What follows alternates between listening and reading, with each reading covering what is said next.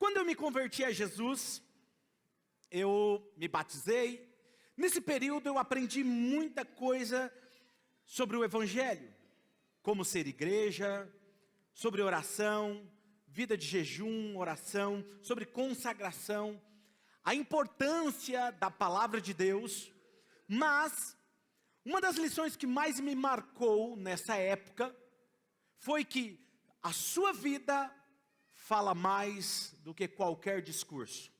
Diga comigo assim: a minha vida fala mais do que o meu discurso. O problema é que o que eu mais via nesse período era pregadores, mestres, pastores, pessoas que se diziam serem cristãs, mas o discurso delas não estava alinhado com a prática delas. Mas eu acredito que aquele problema daquela época não era somente daquela época, mas de todos os tempos, até mesmo hoje, porque o ser cristão é muito mais do que uma nomenclatura. Não, é muito mais do que visitar um templo aos finais de semanas. Não é uma religião, na verdade passa longe de uma tradição. Ser cristão é essência, é evidência, é Deus vivendo em nós. Por isso o título da mensagem de hoje é Manifestando a Presença de Deus. Muitas pessoas até desejam que aquilo que transformou elas um dia saia de dentro para fora e toque outras pessoas, mas elas não sabem como fazer isso. E com o passar do tempo, por elas tentarem e não conseguirem, eu acredito que todos vocês, quando se converteram a Jesus, tiveram uma experiência com Ele, vocês queriam que isso que vocês estavam experimentando tocasse outras pessoas. E quando você passa o tempo e você não consegue ver isso com tanta evidência, você desanima, acaba vivendo uma tradição e uma religião. Por isso eu quero te convidar a meditar na palavra de Deus hoje. Feche os seus olhos. Amado e querido Espírito Santo, seja muito bem-vindo neste lugar. A tua graça inunda o nosso ambiente, os nossos corações. Te damos graça porque o Senhor é bom e as tuas misericórdias se renovam todas as manhãs. Pedimos que o teu amado querido Espírito Santo se manifeste entre nós. O Senhor não precisa chegar ao final dessa mensagem, mas todos aqueles que forem compreendendo a palavra ao longo dela, possam ter a manifestação de curas, milagres, transformações, e o toque da tua presença seja evidente entre nós. Em nome de Jesus, amém. Quero ler um texto com vocês que está em 1 Coríntios capítulo 2, versículo 4 ao 5. Eu peço que você preste muita atenção na mensagem de hoje, por ser um assunto complexo. Vou falar um pouco sobre biologia, um pouquinho sobre ciência, sobre física. Então preste muita atenção para que você acompanhe o raciocínio. 1 Coríntios capítulo 2, versículo 4 e 5 diz assim, Paulo dizendo: a minha mensagem e a minha pregação não consistiram em palavras persuasivas de sabedoria, mas em demonstração do poder do Espírito, para que a fé de vocês têm não se baseasse na sabedoria humana, mas no poder de Deus. 1 Coríntios capítulo 4, versículo 20, Paulo também vai dizer, vamos ler juntos, vamos lá, 1, 2, 3, pois o reino de Deus não consiste em palavras, mas em poder. Paulo, ele sabia muito bem de onde vinha a fonte de todo o poder que estava sobre a sua vida e sobre o seu ministério. Paulo tinha tanto da vida de Deus fluindo através da vida dele, que os lenços de Paulo curavam. Os lenços dele libertavam pessoas. As decisões que Paulo tomava eram feitas baseadas na voz de Deus. Deus falava para ele: Paulo, faça isso. Paulo, não faça isso. Paulo, vá pregar em tal lugar. Paulo, não vá pregar em tal lugar. Ele era guiado em cada escolha, cada decisão através do Espírito do alto que estava sobre ele. E algumas vezes era por sua voz, outras vezes por visões. Era mais do que um discurso. Era muito mais do que palavras escolhidas por Paulo. É isso que ele está dizendo. Era um poder que emanava de dentro do reino de Deus, que habitava dentro dele. E às vezes ele não precisava nem falar nada, nenhuma só palavra, simplesmente o poder que estava sobre ele emanava dele e tocava as pessoas. E na verdade nunca foi tão necessário as pessoas verem o poder de Deus, do reino de Deus, emanando de dentro do reino das nossas vidas. As pessoas e o mundo estão cansadas de discursos religiosos. As pessoas vão a uma igreja e elas estão cansadas porque elas ouvem a mesma coisa. Todas estão falando o mesmo discurso. Mas o que atrai as pessoas e retém elas é quando alguém abre a boca e alguém diz: eu não sei se o céu desceu nesse lugar ou se a terra subiu. Algo diferente aconteceu. É diferente, não é discurso. Nós não fomos chamados simplesmente para viver uma vida comum, mas para manifestarmos o reino de Deus onde nós estamos. Que a cada decisão em minha vida, a cada provisão, seja um resultado do movimento do céu na minha vida. Se seja uma provisão, se seja uma escolha, se seja uma decisão, seja o movimento, o resultado do movimento do céu. Nós olhamos para alguns pregadores de antigamente, algumas pessoas de antigamente, como Oral Roberts, Telly Osborne, Catherine Kuma e tantos outros. Eles tinham algo sobre ele, mulheres do passado que tinham algo, eles realizavam coisas sobrenaturais. Eles eram guiados, eu já contei outras histórias aqui, como a Mama Jenks. Coisas que a razão humana não entende. Mas o que eles tinham, o que eles descobriam, que eles sabiam da profundidade que carregavam a presença de Deus. E hoje, eu quero descobrir isso para vocês. Hoje nós iremos olhar para um elemento específico no tabernáculo. Nós estamos estudando e olhando para o tabernáculo, como que ele se aplica hoje em nossas vidas. Nós vamos olhar para um elemento chamado candelabro, que é algo parecido com esse, ou chamado de menorá.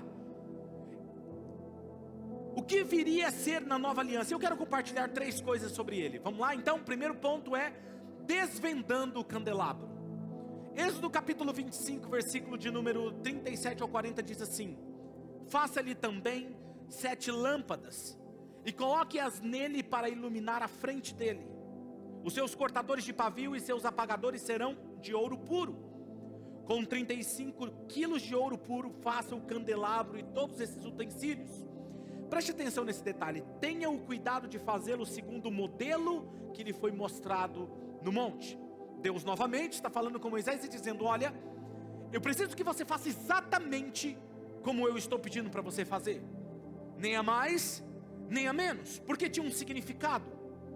Então quando você olha para o tabernáculo, nós tínhamos dentro dele, no santo lugar, algo que era chamado de menorá, ou candelabro. Ali dentro do tabernáculo não tinha nenhum tipo de iluminação.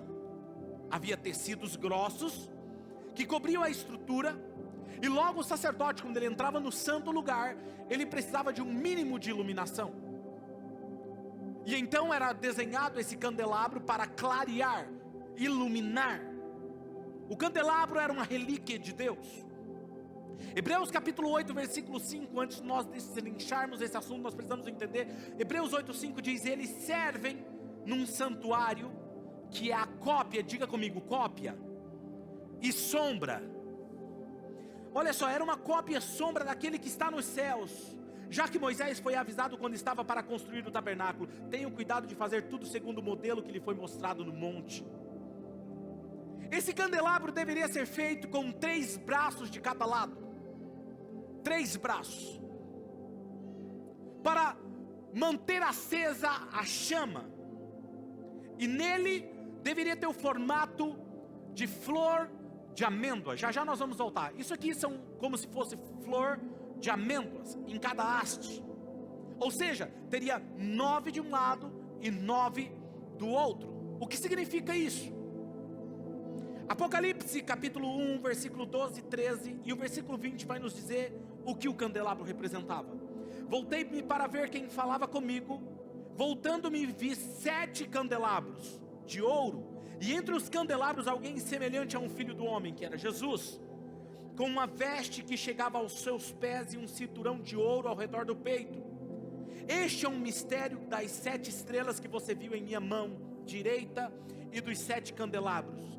As 7 estrelas são os anjos das 7 igrejas e os 7 candelabros são as 7 igrejas. Ou seja, veja que Jesus, ele estava andando entre os candelabros. Imagine 7 candelabros e Jesus andando no meio deles. Preste atenção nisso. Tem um significado. E algo interessante me chama a atenção, que o candelabro representava a igreja. Agora vamos ver quem é a igreja. 1 Coríntios 3,16 diz: vocês não sabem que vocês são santuário de Deus e que o Espírito de Deus habita em vocês? Nós somos a igreja. E algo interessante a observarmos no candelabro era a missão do sacerdote. A missão do sacerdote, ele deveria manter a chama acesa sobre cada um dessas hastes. Êxodo capítulo 27, versículo 20 diz assim: ordene aos israelitas que tragam o quê? Azeite puro de oliva batidas para a iluminação, para que as lâmpadas fiquem sempre acesas. Preste atenção, o que mantinha a claridade dentro do tabernáculo era o fato de ter azeite puro batido, de oliva batido. Interessante quando a gente olha para isso, porque ela deveria ser mantida acesa constantemente. No Novo Testamento, Paulo vai nos dizer que nós devemos nos encher do Espírito Santo, ou seja, do azeite que representa o Espírito Santo, e não se apague. 1 Tessalonicenses 5,19 diz assim: não apaguem o Espírito. No tabernáculo, os sacerdotes eram encarregados de cuidar da menorá, de manter elas acesas. E ali, aquele candelabro com 7 braços, um dos mais sagrados objetos do santuário, a menorá, era acesa todos os dias, e a sua luz deveria brilhar continuamente, e era a função do sacerdote. Nós aprendemos que nós somos sacerdotes, reis e sacerdotes. É nossa função manter acesa a chama em nossas vidas. Então o sacerdote usava uma ferramenta, conhecida como alguns como espevitadeira. O que é espevitadeira? Diga comigo, espevitadeira. Eu quero que você guarde isso. Era como se fosse uma tesoura e algo que cutucava para tirar, cortar o pavio na ponta. Quando ele estava com queimado, uma parte queimada, ele cortava e ele limpava o resto de resquício do azeite que estava ali queimando. Agora é interessante, olha isso. Por que ele fazia isso? Para manter ela acesa, brilhante e cada vez mais clara. Êxodo 25, versículo 37 e 38 diz assim: faça-lhe também 7 lâmpadas e coloque-as nele para que ilumine a frente dele. Seus cortadores de pavio e seus apagadores serão de ouro puro. Então, agora preste atenção. Essa ação aparentemente simples do sacerdote carrega uma profunda significância espiritual. A primeira significância que representa é que a espevitadeira, nesse contexto, é um instrumento de renovação, um meio de eliminar o que é desnecessário, queimado e esgotado em nossas vidas.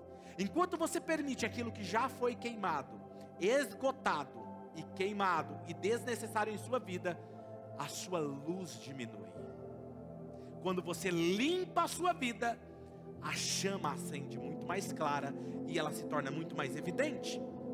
E assim como o sacerdote, a missão dele era usar essa espevitadeira para limpar, cortar aquilo que obscurecia a luz, nós podemos permitir que o Espírito Santo também, como uma espevitadeira, possa ir nas áreas mais obscuras do nosso coração e da nossa mente e limpar, cortar, tirar aquilo que é desnecessário da nossa vida.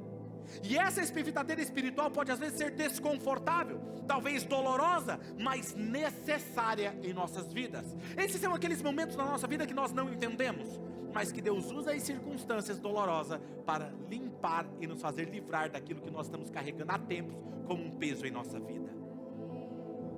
Talvez tem coisas que acontecem na sua vida, pode aplaudir, todas as vezes que acontece algo na sua vida e você não entende por que aquilo saiu, por que aquela pessoa saiu da minha vida, por que essa situação me tirou isso. Calma, Deus está limpando para que a sua luz brilhe mais. Manter o azeite puro fala de processo. Diga comigo, processo. Fala de processo porque a azeitona passava, para ser extraído o azeite, ela passava por um processo. E no processo ela era esmagada, Era uma pedra enorme com um furo no meio. Colocava as azeitonas ali espalhadas, vinha outra pedra gigante em cima e rodava em cima dela. E esmagava a azeitona. E quanto mais ela esmagava, o primeiro azeite a sair era considerado o azeite mais puro e separado para unção e consagração. Deixa eu falar algo para você. O azeite puro só sai da sua vida quando Deus consegue extrair de você, da sua essência, passando pelos processos da vida.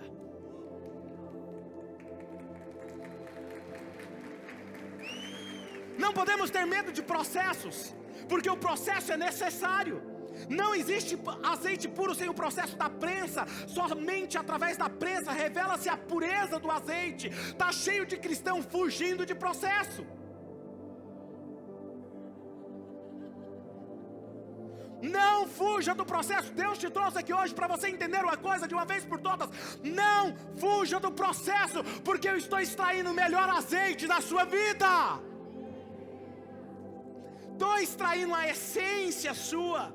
Muitos querem ver a luz da presença de Deus brilhar em suas vidas, mas nunca estão dispostos a serem espevitados, limpos, cortados, aquilo que é resquício que ofusca a presença de Deus. Por isso eu estou aqui para dizer hoje, a verdadeira grandeza não se mede pelo que você conquistou, mas por aquilo que você superou. Segunda coisa, acendendo a chama do entendimento. Depois que você passa pelo processo de ser espevitado, para manter acesa a luz e fazer ela brilhar, o que deve brilhar, pastor? O que deve ser evidente diante das pessoas? O candelabro, a menorá, ela tinha 7 hastes. E isso elas representavam a plenitude da manifestação do Espírito Santo em nós. Preste atenção nisso. Primeira coisa, quando você olha para o candelabro, ela representa a plenitude do Espírito do alto agindo em minha vida e na sua vida. Todo cristão tem que ter essa meta, chegarmos a essa plenitude. Isaías capítulo 11, versículo 2 diz: o Espírito do Senhor repousará sobre ele. O Espírito que dá sabedoria e entendimento, o Espírito que traz conselho e poder, o Espírito que dá conhecimento e temor do Senhor. Ou seja, esse texto apontava para Jesus, mas também para a obra manifestada de Deus sobre todos os cristãos, porque nós somos o corpo de Cristo. Ou seja, em cada haste representava um nome do Espírito, reconhecido como Espírito. É porque tem 7 Espíritos de Deus? Não, os nomes reconhecidos. Primeiro, qual é? Espírito de temor, Espírito de sabedoria, Espírito de entendimento, Espírito do Senhor, Espírito de poder, Espírito de conhecimento e Espírito de conselho. Agora preste atenção, perceba que antes deveria ter 3 peças no formato de flores de amêndoa, que representava frutificação e vida. Acompanhe comigo essa explicação. Perceba, em cada haste deveria ter representando 3 flores de amêndoas em cada haste. Por que isso? Totalizando 9 de um lado, 9 do lado esquerdo e 9 do lado direito. Primeiro representa os 9 dons do Espírito Santo. Do outro lado, os 9 manifestação do fruto do Espírito. E os 9, um de um lado ou de outro, para dar equilíbrio. Está cheio de gente que quer ter os dons do Espírito sem ter o caráter que sustenta os dons do Espírito. Gálatas capítulo 5, versículo 22, vamos lá, vamos olhar aqui na imagem.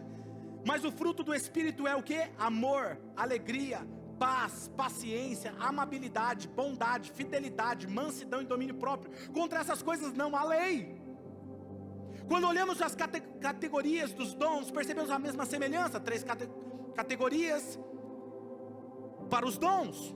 Olha em 1 Coríntios capítulo 12, versículo 8 ao 10. Diz assim: pelo Espírito, a um é dada a palavra de sabedoria, ao outro pelo mesmo Espírito a palavra de conhecimento, ao outro fé, pelo mesmo Espírito a outro dons de curar, pelo único Espírito a outro poder para operar milagres, o outro profecia, o outro discernimento de Espírito, e outro variedade de línguas, e a outro interpretação de línguas. Ou seja, 3 categorias que representavam poder, revelação e inspiração. Agora veja essa imagem pelo qual Deus manifesta e quer através das nossas vidas. Primeiro, o que ele representa? Projeta para mim a imagem.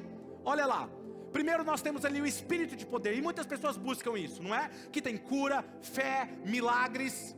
E depois nós temos ali, ó, que sustenta a palavra de sabedoria, palavra de conhecimento, discernimento, profecias, variedade de língua e interpretação de línguas. Mas todos esses é sustentado pelo fruto do Espírito: amor, alegria, paz, paciência, amabilidade, bondade, fidelidade, mansidão e domínio próprio. Quem está me entendendo? Agora veja, terceiro ponto dessa mensagem: o candelabro hoje. Colossenses capítulo 2, versículo 17, olha o que diz: essas coisas são sombras do que haveria de vir. A realidade, porém, encontra-se onde? Em Cristo. No original, no grego, não quer dizer simplesmente em Cristo. Significa, essa realidade se encontra no corpo de Cristo. A realidade disso que vocês estão vendo, que é a sombra, ela está completa no corpo físico de Jesus. É isso que ele está falando. 1 Coríntios 6,19 diz: acaso não sabem que o corpo de vocês é santuário do Espírito Santo, e que habita em vocês, e que lhes foi dado por Deus, e que vocês não são de vocês mesmos? Ou seja, nós somos o santuário, nós somos o tabernáculo, ok? Agora observe essa imagem, observe esse vídeo de neurônios em nosso cérebro. Na física e na biologia, o que percorre os nossos neurônios são impulsos elétricos, que são gerados por diferenças de potencial elétrico, causada por íons através da membrana celular dos neurônios. Esse fenômeno é conhecido como potencial de ação. E um neurônio, olha isso, um neurônio é a imagem de uma estrutura. Isso aí que você está vendo é a imagem de um neurônio. Como é um neurônio? Óbvio que no nosso cérebro tem muitos. Por ele passa energia, eletricidade e química. E ele é composto por duas coisas importantes: dendritos e sinapses. Os dendritos são ramificações que saem do corpo celular do neurônio, e eles atuam como antenas do neurônio, capturando os sinais elétricos e enviando para outros neurônios. A palavra dendrito vem do grego dendron, que significa árvore, pois essas estruturas são ramificadas como galhos de uma árvore. Sinapse, ou seja, aquela parte lá de cima tá vendo, ó, dendrito. E essa parte de baixo aqui são as sinapses, que são as junções e conexões entre dois neurônios. A sinapse é o local onde o neurônio se comunica com o outro. Em suma, os dendritos são as extensões do neurônio que recebem os sinais, enquanto a sinapse são as conexões que permitem a comunicação entre os neurônios. Agora, preste atenção. O que é parecido com essa estrutura? Mais um clique. Se eu virar o neurônio, a estrutura dela com ramificações e base, o que passa? Nossos caminhos neurais, elas são formados pela conexão de todos os neurônios, por onde se comunicam pelas sinapses, que passa os impulsos elétricos e químicos, e eles têm as suas ramificações conectadas. Agora pensa, Deus diz a Moisés: faça no formato de flores de amêndoa, e toda conectada uma a outra. Olha como é uma árvore de amêndoa. Vários neurônios conectados. Quem está entendendo? Quem está entendendo, gente? Agora perceba que Deus fala para ele: cada flor dessa tem que estar conectada a outra, como se fosse uma só peça. Projeta para mim a imagem de uma sinapse, como se fosse uma concha, uma perto da outra. Agora imagina Deus falando para Moisés: desenha para mim uma sinapse. Ele não ia conseguir. Quem está me entendendo? Apocalipse diz que Jesus caminhava entre os candelabros. Se eu e você somos a igreja e o candelabro está dentro de nós, e possivelmente, eu digo eu, não estou falando, tá, gente, a Bíblia, mas a minha interpretação, possivelmente seja as representações dos caminhos neurais. Jesus caminha em nossa mente, renovando e transformando nós na sua imagem. Se Ele habita em nós, e Ele caminha entre os candelabros, Ele está vivificando eu e você. Quanto mais evidência nós damos a Ele, mais somos transformados à sua imagem. Se o candelabro ou a menorá era para resplandecer a sua luz dentro do tabernáculo, se não era para ele perder essa função, o Espírito do alto está dentro de nós.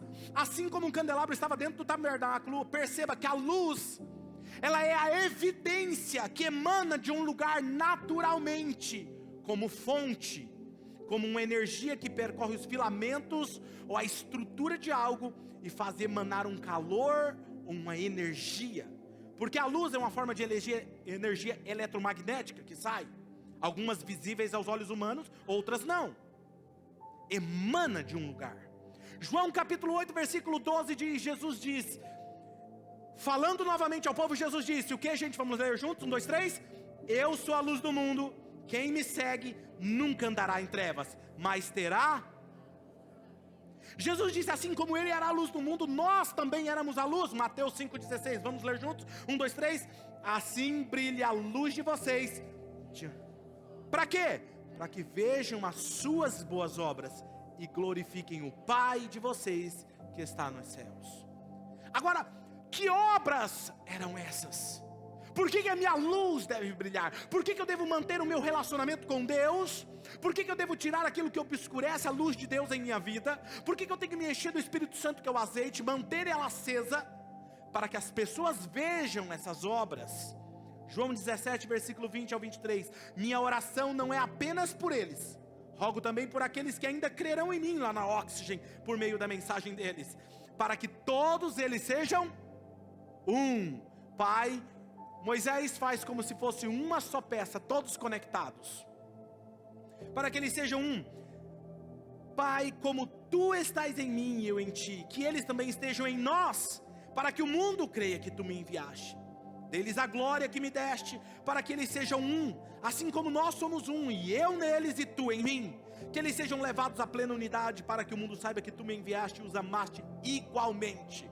Você sabia que o Pai te ama como ele ama Jesus? Não, 2 pessoas falaram amém ainda desmotivada. Quem é que acredita que o Pai ama Jesus? Olha o que o texto está dizendo. Projeta para mim novamente, olha essa última parte. Assim como tivemos, olha isso.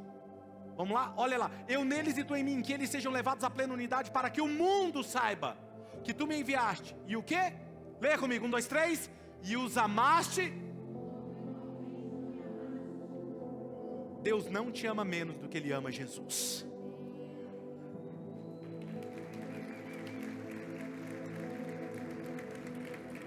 Se Jesus era um modelo perfeito e que devemos ser como Ele, olha o que Jesus diz. João 5, versículo 19 ao 21. Jesus lhes deu essa resposta: eu digo verdadeiramente que o Filho não pode fazer nada de si mesmo, só pode fazer o que Ele vê o Pai fazendo. Porque o Pai faz, o Filho também faz. O Filho nada pode fazer de si mesmo, pois o Pai ama o Filho e lhe mostra tudo o que faz. Sim, para admiração de vocês, Ele lhes mostrará obras ainda maiores do que estas. Pois da mesma forma que o Pai ressuscita dos mortos e lhe dá a vida, o Filho também dá vida a quem Ele quer. Preste atenção, o Pai vem antes do Filho, ou vem através do Filho, e o Filho vem através de pessoas como eu e você.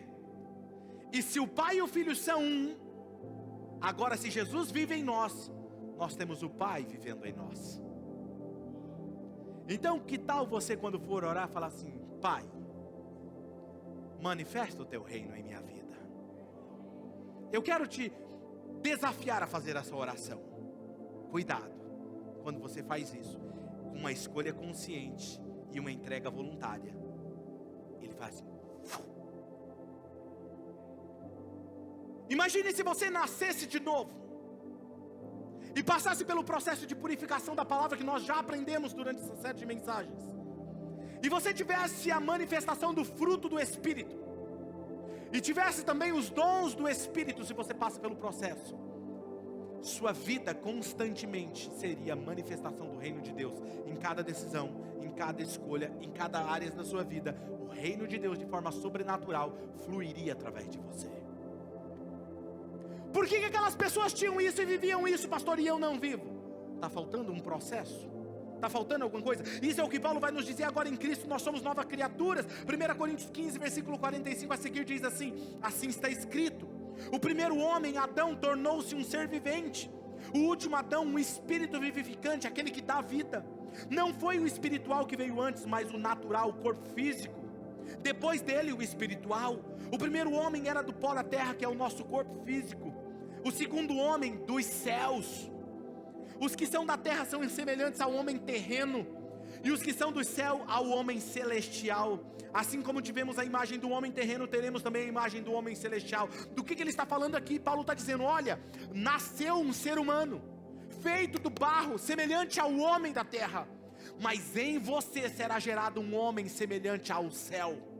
Se eu carrego a imagem de um ser humano comum como qualquer outro dentro de mim, eu carrego a imagem do Filho semelhante a Ele. Devemos ser apenas um canal aberto pelo Espírito Santo para fluir através de nós e por meio de nós.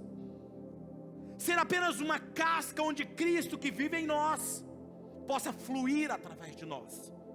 Só tem um detalhe: você só terá essa evidência na sua vida quando houver o equilíbrio do fruto do Espírito e os dons do Espírito. Isso é possível somente quando você nasce de novo. E aí você vai entender o que Nicodemos fala para Jesus, dizendo: mestre, sabemos que o Senhor ensina da parte de Deus, porque é impossível realizar sinais miraculosos que está fazendo, se Deus não estiver com ele. E então Jesus em resposta diz: digo-lhe a verdade, ninguém pode ver o reino dos céus, se ele não nascer de novo. Mateus 10:40, quem recebe vocês, recebe a mim, e quem me recebe, recebe aquele que me enviou. João 20, 21, 22 diz assim: novamente Jesus disse: Pai seja com vocês, assim como o Pai me enviou, eu envio vocês. E com isso soprou sobre eles e disse: recebam o Espírito Santo. Em outras palavras, Jesus estava nos dizendo: vocês são a chave de ligação entre eu e o mundo, eu e as pessoas. Quando você tem essa consciência de que Deus vive em você, você vai entrar naquela instituição, naquele estabelecimento. Você não tem mais medo do diabo. Você já viu Deus com medo do diabo? Tem gente que corre com medo de endemoniado. Se Deus habita em você, o diabo tem medo de você, porque aquele que habita em você é maior do que aquele que habita no mundo.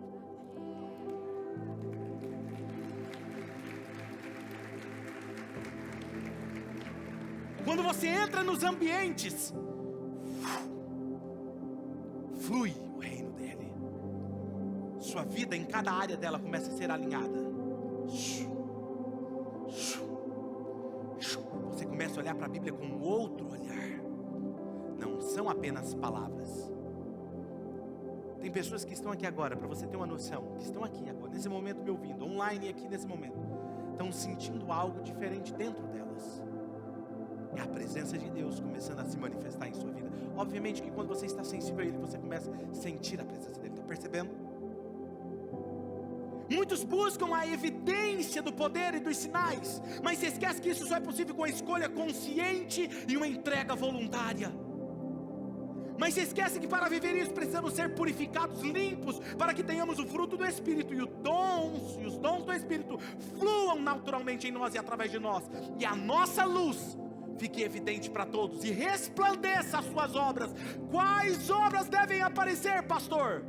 Amor, paz, bondade, benignidade, temperança, domínio próprio, o fruto do Espírito e os dons do Espírito.